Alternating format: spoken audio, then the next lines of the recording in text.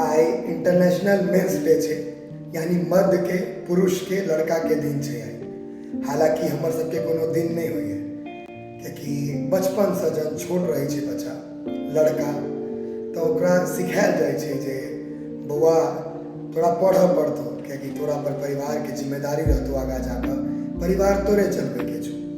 बचपन में स्कूल के बस्ता के बोझ कनी पैघ होइ छे तो करियर के बोझ, करियर जहन बना ले छे तकर बाद अपन परिवार के चलबे के बोझ, जिंदगी भर एक बोझ के तले दबल रह जाए छे मर्द, लड़का या पुरुष।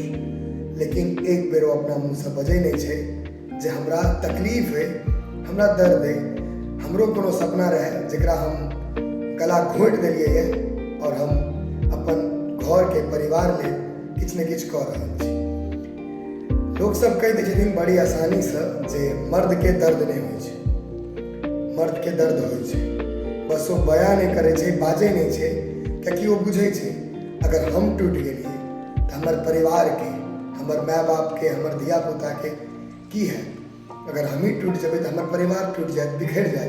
तै दुआरे सबटा दर्द के ओ घुटि कऽ बर्दाश्त कऽ सब आंसू के नोर के पी कऽ हंसैत रहे छै। एको बेर कहे नहीं छै जे हमरा दुख है, तकलीफ है। अहाँ सब देखैत हेबै जे बच्चे से सिखायल जाए छै एकटा लड़का के जे बउआ कनिया नहीं, काने लड़की छै लड़का नहीं।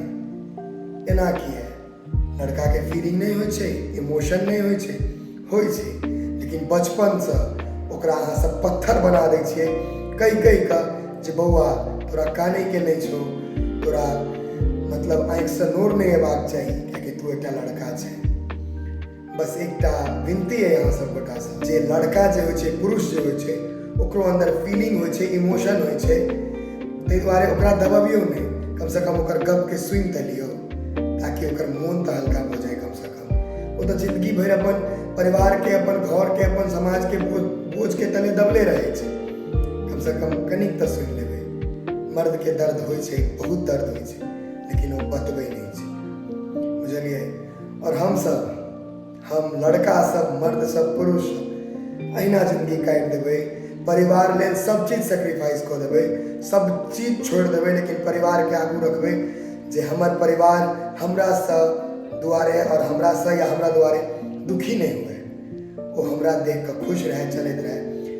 गम दुख दर्द अबैत रहते, अहिना हंस कऽ सही लेबै, कोनो दिक्कत नहीं छै, जे हेतै से देख लेबै।